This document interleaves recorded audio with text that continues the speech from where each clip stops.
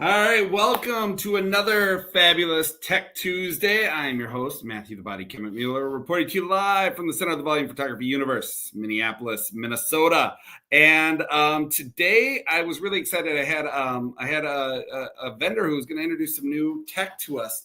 And unfortunately, their product isn't going to be announced for another week. So you guys are going to have to get that Tech Tuesday announcement pushed out for a month. It's definitely going to be worth tuning in. But I was thinking about today and I wanted to come up with some cool stuff. So I decided to call on a couple of my good friends. So I got Matt Scoggin. Welcome, Matt, to the stage. Matt, your mic is muted. I can do it for you. Of course I'm muted. I'm trying to be polite and not over here yelling at my kid or something. No worries. Matt and I go back several years. Matt is one of the nicest and smartest men I know in the e-commerce world. Wow. And I'll take it. helped us grow our business, worked a lot with us when we were with Got Photo, and even since then he has been a great resource and a wonderful friend. And so Matt is going to join us today on our panel. Of course, we have the wonderful, illustrious Mark Homerding. Not just brains, but also beauty. Mark, dear friend of mine from Michigan. We have gentlemanly agreed to not talk about football on today's podcast. But Mark, wonderfully successful business, probably the most by the numbers guy I know, and a great friend of mine. We also have the one and only Jeff Allen, the gig guy. Jeff and I go back about a decade. Jeff was there for my 40th birthday in Kentucky. We went on the bourbon crawl, and Jeff had a very long and successful career at LifeTouch. Knows an awful lot about this silly volume photography industry. We got the man, the myth, the legend, Mike Norkin. The man who needs no introduction. And Mike runs a really successful large business out of Southern California. And to represent the East Coast, we're bringing in Neil Freed Photography. So thank you guys for hanging out. And I know everybody's got an abundance of time this time of year. So I'm sure it was no inconvenience for you guys to take a little bit of your time out of your afternoon. But I kind of want to stick with the Tech Tuesday theme. And so what I did was I hopped on ChatGPT and I asked ChatGPT to come up with a list of questions to ask volume photographers related to tech. And I can't tell you, honest to God, I don't know these questions. So I'm excited to hear what chat came up with us. I hope this is not the most epic flop on SPAC chat history. And we'll start it there. So, hey, buddy, I think we're ready to start our podcast. What's the first question you got for us today? All right, let's dive in. So first question for you in the group today is all about workflow and efficiency. What's that one piece of tech that's really been a time saver on picture day for you? All right, that one piece of tech that's been a big time saver. Take your time chatting about that one and just let me know. I got you, buddy. Even all right, so one piece of tech that has been a time saver on picture day. Neil. So I don't want to sound like a commercial, but by far the most impactful thing we've done is started using Photo Day capture. We don't use Photo Day for e-commerce, but their capture has absolutely transformed Photo Day compared to QR codes. At the Photo Day itself, we can actually schedule one fewer photographer because you have somebody with the walk iPad. Me through what the time saving is. That's interesting. I want to hear it. So if you know how QR codes work, the kid has to walk up to a photographer, say his name. The photographer has to find his name on some list, whether it's a PDF or live, bring up the QR, send the kid away, photograph the QR. With Photo Day, we have a teacher, a mom, or even one of the photographers. The class comes out. It takes minutes to go through the whole class. What's your name? Click. Go to that photographer. What's your name? Click. Go to that photographer. When the kid gets to the photographer, The photographer has nothing to do except take pictures.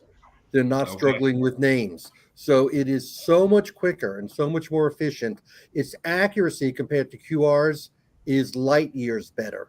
Sometimes QRs are out of focus. Sometimes there's glass glare. Sometimes they're perfect. They just don't get read for some reason. A school of 500 kids, we would typically end up with 25-ish kids, somewhere around 5%. We'd have to go back to the school and find out who they are. Now we average 1 to 2. Wow. And when you do them, they go into the photograph side. So when you're done, you say to the teacher, "Are these 3 kids absent?" And she goes, "Oh no, this kid's over there. He ran off." Great, let's get him. So you don't have to take a QR before you take the picture. You just get him in the iPad. You can go to any photographer. And then on the back end, because there's so few, it saves us hundreds of hours over a season, hundreds of hours of tracking down pictures with no name. So we recently transitioned away. We're testing some stuff to get away from QR codes. And what we're doing with our high schools is we're actually photographing tethered this year. We're doing one whole district this way. And they're using their Schoology, Synergy, Schoology, whatever, their virtual ID, and we're scanning that in. So now there's no QR codes. All these kids have their devices. And then so they just walk up, and as they're standing in line, they just walk up and go, boop, and move on. And so that's a cool thing. And then the other way that we've been working with identifying lost kids is SPAC vendor Timestone actually has facial rec. And so we use Timestone's facial rec because it Matthew, I hate to interrupt. Yes. I think you're misspeaking. They use reference photos. But it runs locally. So what's cool about that is we don't have to send anything to the cloud, so we don't worry about privacy stuff. Mm-hmm. So what about you, Mike? Photos are we've been shooting tethered since we could. So it's been 20 plus years tethered. We don't use QR codes in the school's settings. They just walk up, give us their ID number or their last name. And using workflow, we have everything sorted out by class. So it's literally touchscreen computer, click, and we're taking pictures. So Neil and I have talked ad nauseum on his process, and I do love it. If we weren't so tied with everything else that we're doing with on-site IDs and everything else that has to be done through the workflow that we currently have, we could be a little more adventurous to go out and try some of these other things, but we're not unhappy with ours. I mean, our average time is in a underclass high school setting is less than 30 seconds. Our average time for an elementary kid is less than a minute. Just 2 weeks ago, we photographed 2,200 kids in an hour and 40 minutes with 20 photographers, all with on-site IDs, flawlessly. Mike, how would you know? Weird flex, man. Weird flex. How did we know what? How would you know? How would you know? I'm sorry, I shouldn't ask that. How would I know what? That's amazing. How many kids were photographed last week? Oh, well, yeah, I was in a lap because I still manage my company. I was in a lap down at I always take a vacation the first week of September. Well, I want to be you when I grow up. Who said weird flex? Here's the weird flex. First week of September would normally be I would be pulling my hair out. But the way we've got all of our technology and the way we're running our business, I was on a cruise in Alaska because everything's running so smoothly and the way it's supposed to be. I didn't need to be here, right? It's the first time. Amazing. You should be proud. That's awesome. That's awesome. Absolutely. That's a hell of a which one depressed compliment to you and your organization. Mark, do you got anything you want to drop in on favorite tech for speeding stuff up? No, because we haven't done anything to improve where we are other than automate the process after we are done at the end of the day. So we've built some proprietary stuff that kind of intakes the images and plays with them before they go out, so that we can get those images posted faster after having gone through kind of the cleanup process. So it's not anything that's shareable. It's just we built a process, and it's not because I don't want to share. It's just it's not viable on the market. So yeah, we're doing well this fall. I'm very happy with kind of how we're doing in that regard. I had not heard about the photo date, Neil, so that's pretty cool. Well, the main thing for me about it is that we photograph outdoors, so we can't be tethered. We don't have cords. We don't have laptops. Yeah. We want something that's totally 100% portable. So for us, the only thing we have to carry in is an iPad. Our photographers show up. We're very, very light on our feet. We can move. That's important to us. If you're tethered, if you have a laptop, you're indoors with a cord. There are a lot of solutions with scanning. QRs, I think we've all seen just the inherent problems of QRs, and we're all kind of, I think, past the QR stage. You guys want to jump in on there? I know you guys are not actively school photographers. I'll try not to pitch too much, but Neil, I wanted to ask, when in the flow do y'all take y'all's reference photo? Is each photographer taking their own, or are you going through? No, the class comes out. The class comes out.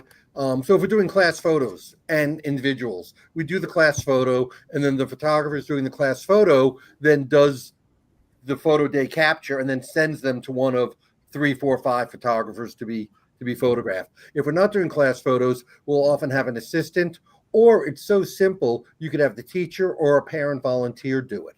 Or if we have to have a photographer spend 20% of their time doing it, they do it, and then they get back to photographing. Absolutely. Yeah, I mean, that's I was really excited to be able to work on the Matt, I may have hopped on here before and sort of talked about the matching workflow we developed with Spot My Photos. Mark, I know you and I, we've talked a little bit about it as well. Yeah. Because Neil, what you're talking about, we identified as well. It's like, hey, for really hectic shoots, outdoor shoots, like that's a great tool belt for photographers. And we had an anecdote at our summer camp this summer where a photographer year over year, same graduation, 600 something kids. The previous year, they just threw them all in a single code gallery. I hardly made anything like $700. And then using our Spot My Photos job, similar to what Neil was talking about, they did why I was asking about when they took that reference photo, because they took the reference photo the day before using their senior photos just off the monitor. And so when they showed up at the shoot, all they had to do was grab the few they didn't have pictures for. And what Neil was talking about, just shuttering away, getting the grab and grip and all those different shots, threw them in the gallery. Everything was aligned and they had single access codes plus all of those great candids. The job turned into a $4,700 job. And so it was really cool. What Neil, I totally agree with that approach. We did the same thing with graduation, using the pictures we took in the fall of the seniors. And then we did graduation and we put them to specific galleries, and we went from $300 to $4,000. Right. Just because we had individual galleries. Yeah, it's just so hard to, some of those really hectic jobs where it's hard to tag, where it needs to be linear, it has a really, really great use case. Yeah, reference photos work just brilliantly. Awesome. Jeff? Well, when you asked that question, or I'm sorry, your moderator asked that question, I was thinking, given when I started years ago, that Google Maps is probably the greatest technology, because I remember the day you had to print out MapQuest and have a 3-ring binder for every photographer about that thick.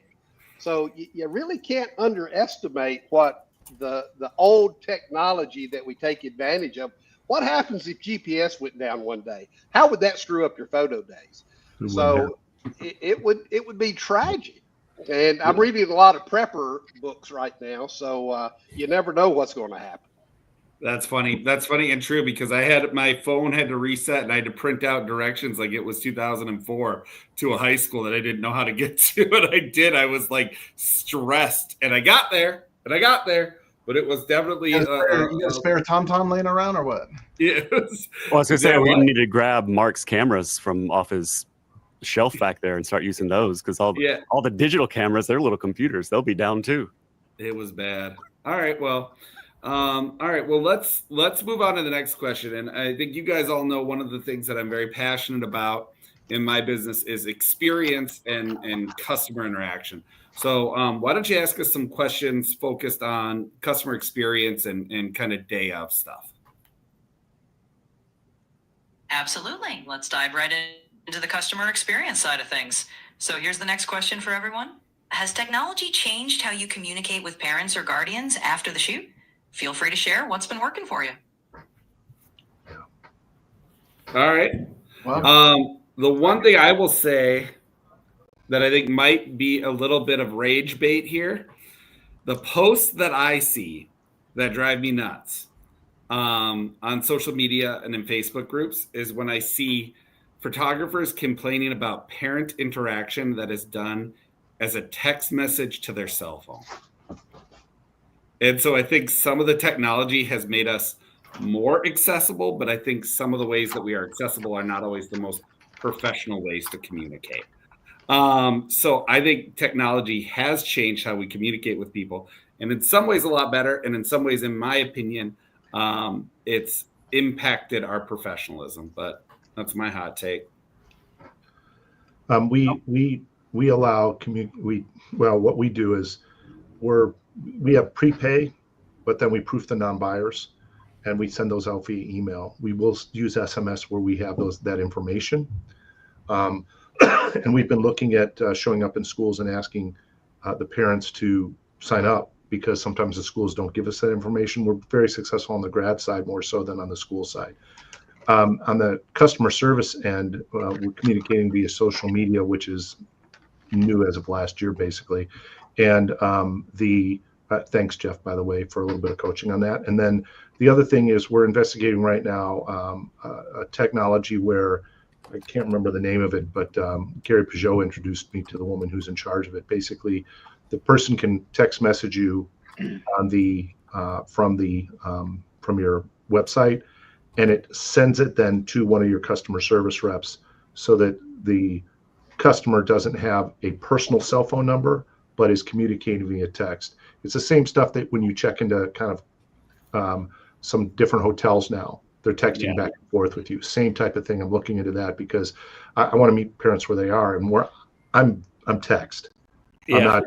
So the SMS to me is the best way as far as I'm concerned. I think that like SMS for marketing, I think makes a ton of sense. I just sometimes get discouraged when I see like the general. I don't know. Sometimes maybe I'm old school. I'm the exact opposite. I'd rather be on the phone and talk to you than text. So sometimes I see it as a weird one, but I definitely could be wrong on that. I don't know if you're wrong, but I'll tell you that probably 50% of our success is because we do text people. And we have text campaigns that go out at very specific days and times, and we see high success using text and email. So the only reason why I think we've been able to grow our business is because we do meet people in where they want to be. Maybe Southern California is just a techie area, but the other thing that is probably off of everyone's radar is a switch that we made several months ago is actually our phone system called DialPad.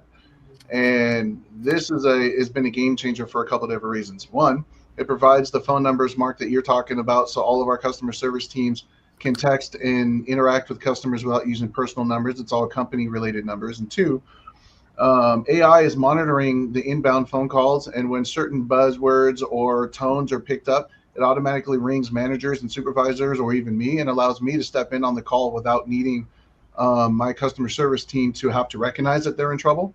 And it also hears kind of the questions, and it pops up on screen. Hey, customer asked for an underclass 8x10. Here are the options that you have. And it's managing all these really cool things. So we went from 11 people answering customer service calls and everything else down to 5, because our automated system and everything else is able to answer questions, solve problems, and be really helpful. And it's keeping all of the kind of the KPIs that you want. How long are they taking? What the average order? All of those things are being tracked inside of the system based on what we built. It's taking time. It's not something that you can flip the switch and just have on, but it has transformed our ability to be extremely responsive to our customers when they call in. And ultimately what we're doing is we're driving traffic to the website, allowing them to place their orders online. Those that know how and know what they want, those that need personalized experiences are on the phone with our people. We can instantly do a Zoom. It can transform the call into a Zoom. We can do all kinds of stuff using DialPad. And it's very, very reasonably priced. And the tech is really, really cool. And it helped us be a better company over the last several months since we've implemented it. So how long did it take you to get that up and running? It was a solid 60 days before we'd even switch from Ring Central to DialPad. We paid for both, and we played with it, and then we started doing training, and we incrementally rolled out training to our managers, supervisors, and now it's company-wide. So probably 120 days fully to implement, and really another 60 days before we flip the switch to build the roadmap, Mark, and understand where the calls needed to go, how they were going to be routed, who's going to record the audio that's going to be on there. So it makes it sound like we're this super large company when it's just 6 of us sitting in a room throwing M&Ms at each other, but they don't know that. Yep. That's huge. That's huge. That's Mike, awesome. does that also, I know you was talking about the consumer facing customer service with the AI, but is there also AI built in for your school facing customer service? No, not in that sense. Our business development team interacts with our schools separately, and we don't encourage our schools to dial our general number. They all have personalized numbers, and we prefer face-to-face or hand-to-hand combat in that arena. Although obviously, if anyone calls our general service line and gets our customer service team on the phone, they can get routed to where they need to go. But we actually discourage our schools from doing that. The schools themselves, custom parents, one thing, but we don't want a principal calling that number because they're not going to get the people that answer those types of questions generally. But the AI can hear that and flag certain keywords. So, hey, I'm the principal. Then a flag will come up on the screen and we'll go, hey, there's a principal on the phone. And this really helps because we have 40 different languages of people that are calling in, and we may not be able to hear certain words, but the AI does and helps us identify. So it's not translating per se, but it is helping us pick out keywords and allowing us to go, hey, the tone of the call has gone from a green to a red. Do you need a supervisor? And then that will come up on my screen. Hey, so-and-so is involved in a call and the tone is red. Would you like to listen in? Would you like to message them and let them know that you're taking over the call? And so we've been able to solve problems and get help significantly faster. We have 400,000 kids that we're dealing with phone calls and everything else. And now we're down to 5 people taking those phone calls, right? And Dialpad has been great. I think costs us less than $1,000 a month, which sounds like a lot, but when you figure we're getting 500, 600, 700 calls a day, that's really not that big of a deal. But the AI tech is really, really helpful. And the thing I'll tell you is my customer service team, they feel supported, they feel loved because this helps them and makes them happy to do their job. And at the end of the day, that was a worthwhile investment just to help them feel better. Yeah, and I think it's 100%. I love it. To what we're doing, Mike. We share sort of that similar mindset in that we're leveraging these newer tools to maximize those personal conversations. Because I think everyone on this call would agree, everything is built on that personal relationship in our industry, and so we're not looking at AI to replace that and offload that, but we're looking to how to maximize and make us more efficient at maintaining those personal touch points, sort of omni-channel, right? Wherever our customers want to talk to us. I'm old, and I remember when phone calls were a thing. Where we are now, I'm amazed how few phone calls we get, really. And we don't get cell phones from schools, but we do get all the emails. So our entire communication system with our schools, with our admins, with our parents, and I'm shocked. It's just based around email. We get so few calls. Given what I'm used to, it's terrifying. I mean, I'm used to the phone ringing. Phone ringing meant business. Phone ringing meant action, activity. And the phone doesn't, it literally does not ring anymore the way it used to in the business. So we have become totally, not by choice, but just because where our customers are is on email, whether it's parents or schools. And I've got a few people here, like I am the nicest guy I know, but I'm not the nicest guy anybody else knows. And I've got a few people here who can do emails with a voice that is just perfect. It is friendly, it is helpful, it is accommodating, and you want to write back to them. So, finding the right people who have the right way of communicating and writing is important. But I've got some people, and they are worth their weight in gold. And I avoid emailing if I can have one of these people do it. The other hack that I've come up with, which has helped me a lot, is I only know one prompt in ChatGPT. It's write nicer. And I write an email and I go to ChatGPT and I say, write nicer, and I paste. And it comes up with something that is so much nicer than what I had initially written. And sometimes I write complicated emails and it just cleans it up and makes it flow. And it is astounding to me the kind of job, how bad I was myself and how much better that is. With just one. So Neil, what you're saying is the nastygram you sent me the other day was written by ChatGPT and not you? No, if it was a nastygram, it was me. I was too lazy to put it in ChatGPT. When it starts out nice and accommodating. Neither one. Neil, are you Google or are you Microsoft? We're the Neil at Freed Photo is a Google Suite, so we're the Google users. Okay, yeah, because with Microsoft they also have Copilot built in, and so a lot of that stuff with the and Microsoft so does Google has Gemini. I just got in the habit of, as a matter of fact, I would say I should send you what I first wrote to you, Mike, last week. And then you saw what you got. All right, but let's move on to the next question. Any topic you want in the volume photography industry, tech related. You got it. Let's switch gears a little bit. Here's a tech-related question in the volume photography world. Do you think wireless file transfer is becoming practical for high-volume work, or is tethering still the way to go for most studios? Curious to hear what everyone thinks. Depends what you're photographing. So we tether for our underclass. We don't tether for our graduations, right? So and then we FTP all the images in. So it's assignment by assignment. You pick which is your best tool for that assignment. You're FTPing from a landline, right? You're not uploading from the card. You don't have a private network uploading to the cloud in real time. Yeah, sometimes, sure. Oh, you do? Okay. Yeah. So, for instance, I was at a high school in Iowa, and we were photographing, and we were actually from there we were uploading into the cloud images as we were going as well. So we were tethering to the camera and uploading straight into the cloud as we were shooting, with my phone as the hotspot. So and it keep up. It was able to keep up. Yeah. I mean, you're not motor driving on an underclass shoot, right? So, but you're not. You might be. Photographers, Hummerding. Pardon? You haven't met my photographers, apparently. There, yeah. Well, yeah. So even if you're shooting, let's say you're shooting like Matthew's.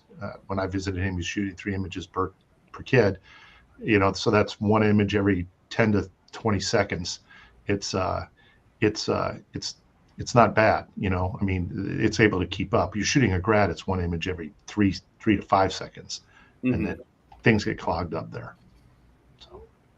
Yeah, that's one of the things that we are trying to sort out for when we do make next year the whole leap for shooting tethered is like the digital delivery of stuff back to the studio. And that is something most of our schools we have really good relationships with, but we're trying to figure out how do we consolidate, because I don't want to have a login for 10 computers at Wayzata High School. So how do we consolidate all that data and transfer it, and how do we make sure that we aren't missing files? And it's an interesting problem that I've never had to deal with before.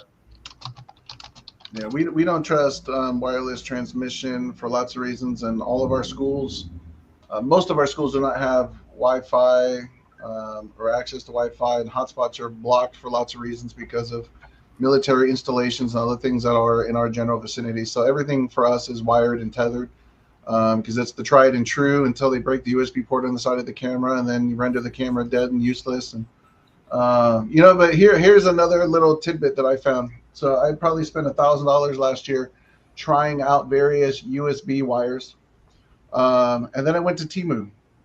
Of all places, I found a $1.99 10-foot USB wire that has a hinge that then sits flat up against the camera. And you know how many wires have broken in the last 2 years?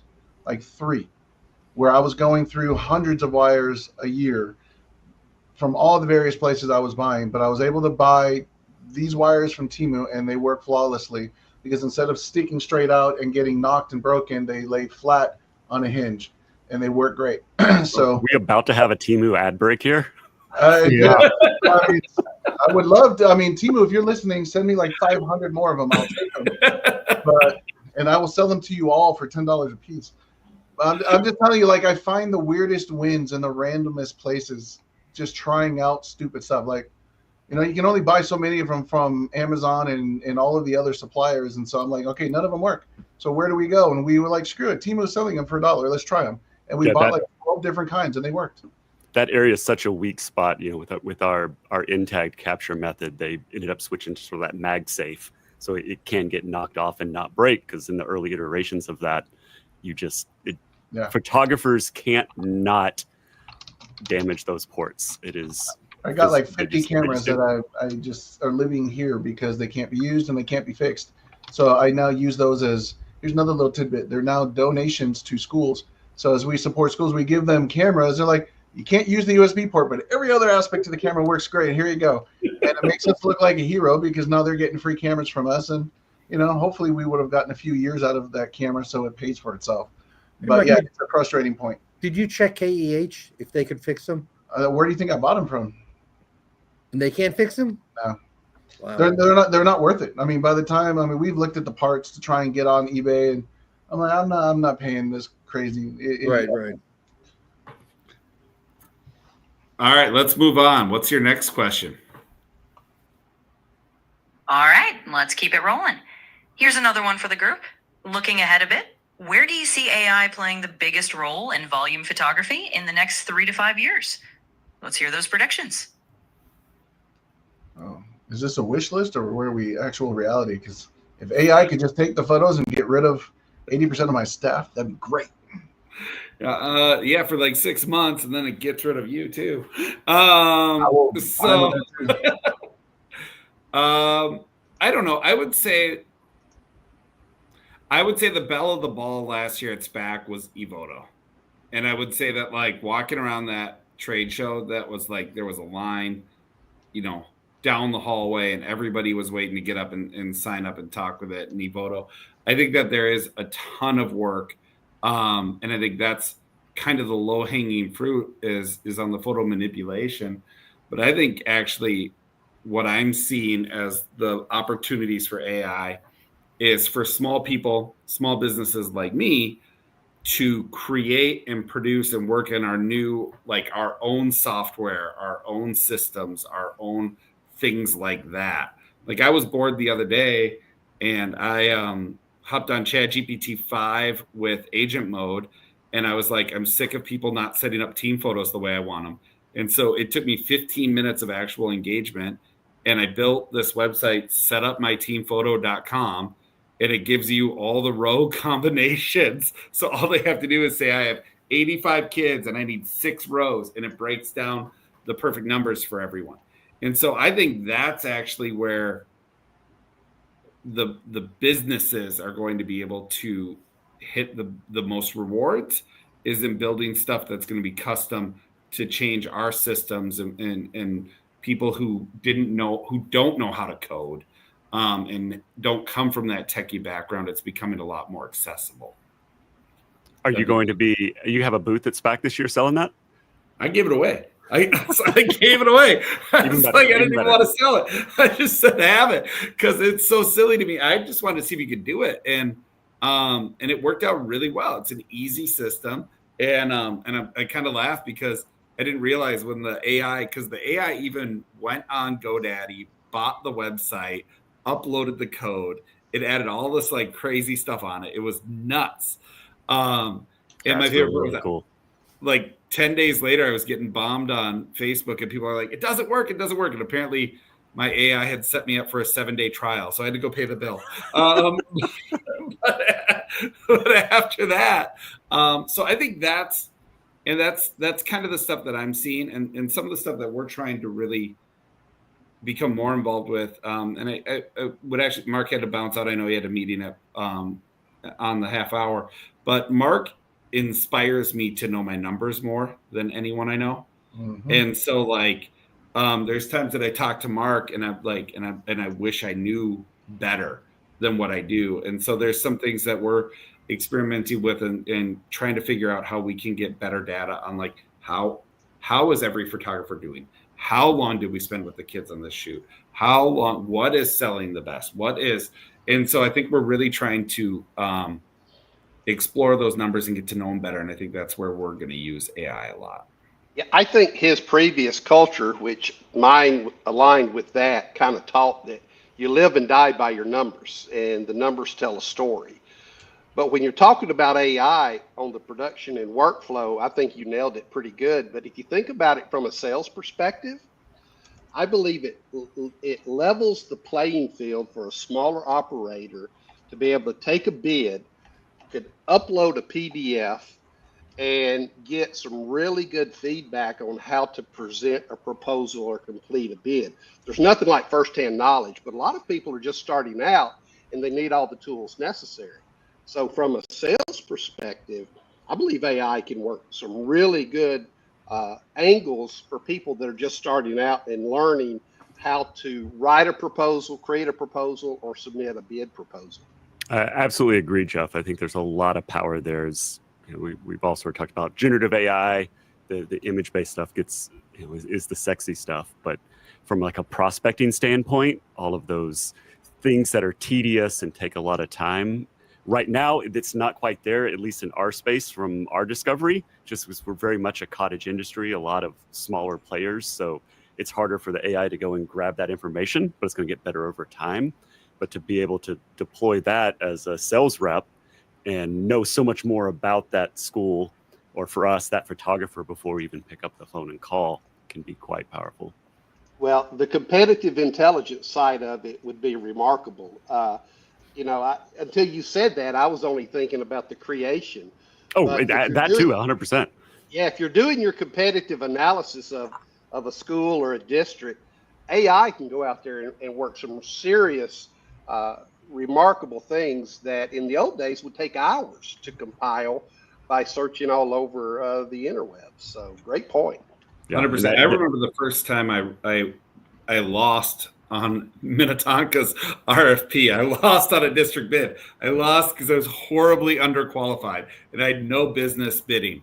That was 13 years ago. I took a shot and we lost bad. Like we lost really bad. And back then there was no AI. So what I tried to do is we started formulating how do we write a better bid. And back then I hired a grant writer and redid my whole bid. And it cost me a ton of money and a ton of time. But I was so embarrassed by how badly we didn't show well. And so I wanted to make sure that never happened again. And I think from Jeff's point of view of like helping formulate a bid, holy crap, if I had been able to toss my first bid, which there is still one single copy, I have one printout of it that I keep in my office in case I ever feel too proud. I read it and it makes me feel really, really humble again. Some people lose a bid because they don't even know why they lost it. And you could leverage uploading, if you could get the complete proposal from the other competitor, upload that and then compare it to yours. You can do some really remarkable things, especially with what you were talking about, the agent side of AI. It could do some serious comparisons. Matthew, we photograph differently than a lot of people in the industry. We're not just doing a headshot. We're not just doing a yearbook picture. We're often outdoors. We're doing yearbook and we're doing 3/4 and full length and jumping. And we'll do horizontal. We'll come in super tight horizontal, crop into the top of the forehead so the eyes are super big. So AI is now enabling us to actually evaluate the pictures and identify the pictures so we can compare that to our sales and start to look at what do people like, what are people buying. So for us, that's been a really, really big change. That in the past, we kept wanting to do it, but never knew how. But we don't use Evoto, but somebody like that is now able, the AI can look at the pictures and tag them and say, this is this kind of picture, this is this kind of picture. And then we layer on top of the sales. And we're getting meaningful data now on which pictures matter. That's amazing. All right. Well, I think we got time for two more questions. All right. We got time for two more questions, brother. Shoot me one more. Let's start with one more. You got it, brother. Here's the next one. Do you think studios will eventually go completely paperless on picture day? Or is there always going to be some kind of hybrid with forms and QR sheets? Let's see what everyone thinks about the future on that one. Mike, I see your head bobbling. What the hell is paper and why do you need it? That's my statement. We don't use paper. We don't use camera cards. We are a full proof plan company. And I'm sure there's lots of reasons we could argue back and forth. We don't need to have that conversation, but it's about, to me, savings of time, growing our average order, and working with the people that want to be worked with.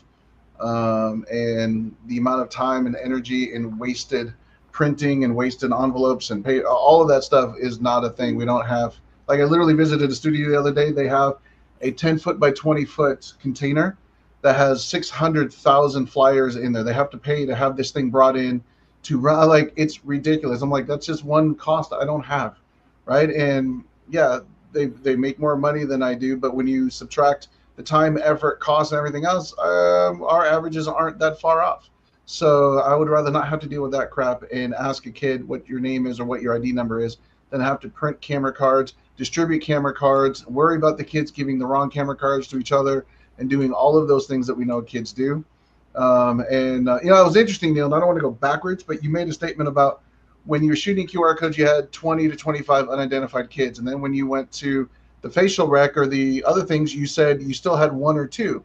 And I'm like, if we're taking reference photos, why the hell do you have any at all that are outstanding? It was just something that I don't know if it was if there's something I'm missing in that process, but like we will have one or two per school without any paperwork and without really trying overly hard to not have any at all. I think it's just natural for somebody to skip out on a kid or something funky going on. But I thought it was interesting that even with the facial rec, you were still seeing one or two kids per school. And I don't know if that's on average or if it was just every once in a while.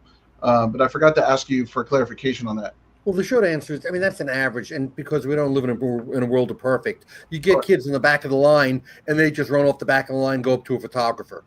So we have their picture, but we don't have their. You don't have for a while, we gave everybody little plastic, very inexpensive poker chips. And we had a thing, no chippy, no clicky. And they had to give the chip to the photographer.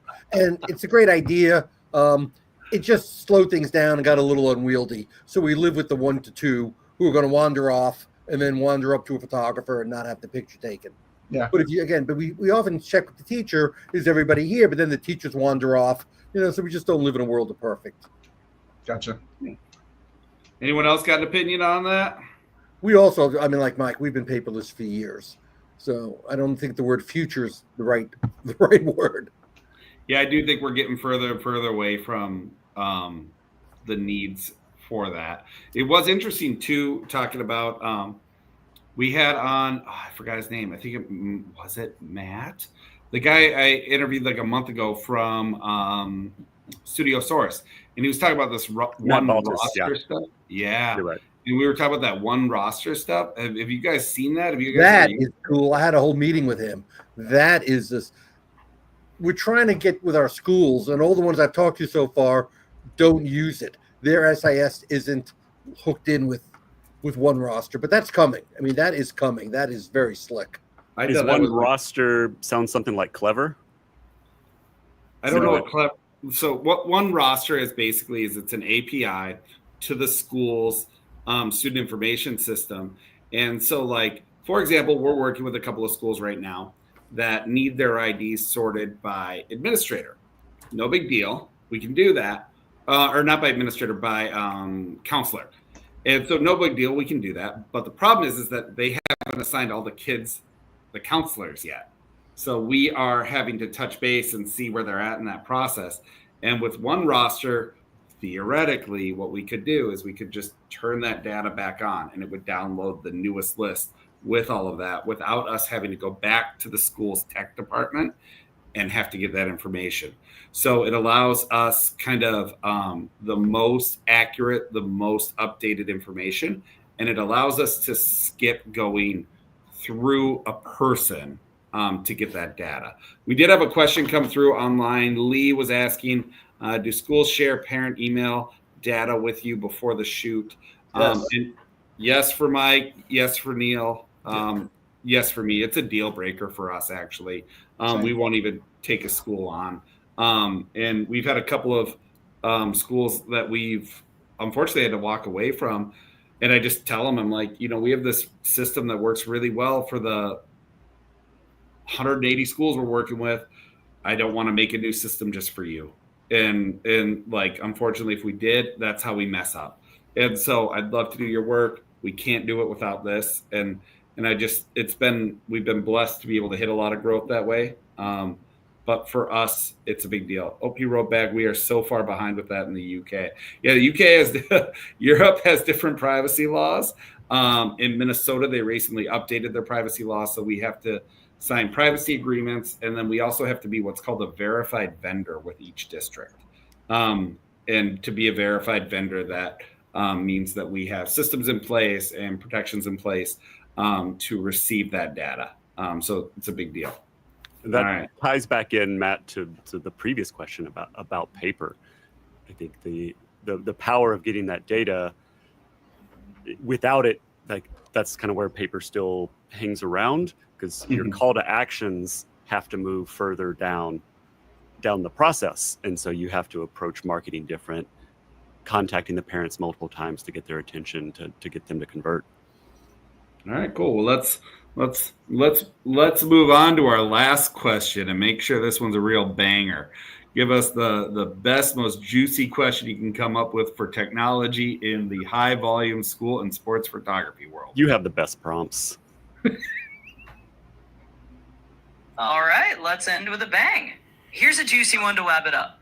If you could invent one dream piece of technology that would totally revolutionize how we do picture day, something that doesn't exist yet, what would it be? Let's hear those wild ideas. I don't know that. So I talked to my buddy Nick. Hold on, let me get a pen and paper out as the vendor here. I talked to my buddy Nick about this the other day, and he seems to think this exists somewhere, but I can't seem to find it online. And I kind of alluded to it. What I think would be amazing would be if we had an ability to go through our images, kind of what Neil was talking about, using AI to review them, but being able to have that live feedback that we could then give our employees. And so like we could go through and say, oh, Mike is photographing 30% more kids than Neil. Is that a problem? Is Neil slow? Is Mike fast? If Neil is slow, but Neil outsells Mike, then why are Neil's images better than Mike's? And I think having a way to get a report on the images and to be able to have that quickly, because I think one of the things that I thrive on feedback if I get it really quick to when I'm doing the thing. If it takes me 2 weeks to get an image review, I've been doing bad images for 2 weeks. I can give you that today. Paul Watkins does that for me. Okay. And not only does he do that in terms of how many pictures per photographer, he rates the pictures on, you get to pick from 27 different criteria, whether it's head placement, focus, eye line, smile, quality of smile. He rates smiles, and you can get exactly that. I don't want to say instantaneously, but if you were to upload thumbnails tonight, you'd have the report tomorrow. See, that's amazing. I would love to have that. We use it from him. Not quite like that, but he's doing it. He's doing it right now. What would you invent, Neil, if you were going to pick something? So totally blue sky. I have no idea how to do it. Matt, get ready to hate me. I would love to have a video piece of this, particularly for the younger kids. I'd love to have a way to get the kids moving, saying something, a message to mom, a message to dad, have some kind of video component to expand from the simple picture. I know you're talking about massive amounts of data storage and, could you host it and could you sell it? But I've had a dream for 20 years about somehow incorporating video into the process that I think parents might really enjoy that, particularly this industry. We've chased that unicorn for a long time. Right. There's been different iterations that have come and gone. Someone's going to crack it. We haven't gotten the right model for that just yet, but there's something there. I can't, Neil, I can't respond openly on this because of an NDA in place, but let me just tell you, it's that realization is actually coming a lot sooner than we all think. I actually got to demo it about 45 days ago, and it was pretty freaking cool. You and I can talk offline. I just can't say anything on this. Great. Yeah, no, love to. But the only new stuff, I would love a look. The biggest expense and biggest liability of my company are my people. Right, they're also one of my biggest assets, but it is growing and growing. And I live in a state where the cost of doing business is drastically rising on an every other day basis. And so I need ways to use technology and equipment to eliminate as many of the low-hanging fruit people in my company as possible and support the great ones and continue to have a place to do that. So if I could find tech or equipment or something that would be a little more autonomous and allow one photographer to set up 4 or 6 stations that could interact with a person and take a picture. I mean, there are things like that exist already. You go to the DMV and the DMV camera talks to you, takes a picture now. Like, there's got to be ways that we can solve some of that. And I know I'm not talking myself out of a job. We're still able to do certain things, but when 57% of my annual budget is my labor, that is a very tough pill to swallow when when some of them are amazing and they deserve every dollar and then some, and some of them are just sucking you dry. I would love to supply and support the people that really believe in their jobs to the tune of better, and get rid of the people that I just, sometimes we have to use the phrase, if you can fog a mirror, you get a job in August with us, right? Because we're that busy. I don't ever want that to be the litmus test for people that work in our company. But when we have to have 100 plus stations for 3 weeks, I don't have a choice. And then we can roll it backwards to the 45 really good quality human beings that really are passionate about what we do. Those are the ones that I want to employ and pay well and treat well and do all of that great stuff. So any technology that gives me the ability to continue like the dial pad stuff with our customer service team, I need that, something like that for our photography team. Eventually, hopefully. We had our own office in India of 6 people, and I don't get to go to India anymore, but we replaced them with Paul. They would go through. We take so many pictures per kid times how many kids. I mean, it's an ungodly number of pictures that somebody had to look at every single picture. And and Paul's software is better, more accurate, way quicker, and way less expensive. That's So Portrait Vision, I don't get right, Neil? yeah. Portrait Vision. Yeah. I mean, I used to look forward to going to Hyderabad once a year. I mean, I love going to India. It's great. I love going, as a business trip. But once I got started with Paul, it was like game over. So things like that. I mean, I think that Paul's a great one for now. I'm sure there's more coming. I would piggyback on what Mike said. The labor cost in this industry is just amazing. Always has been, always will be. And I remember back in the 80s when I first started and was on a camera every day, I could go out and photograph 600 kids every day. And when I exited my previous company, it was probably 200 kids a day, which just I couldn't get my head around. That's our expectation, Jeff. It's 200. Yeah, and we did that in a coat and tie back in the early 80s. So it was kind of interesting, but I really envision, Mike, that something one day will happen to where, kind of like you said, DMV, maybe at the airport, but you have 3 setups per photographer.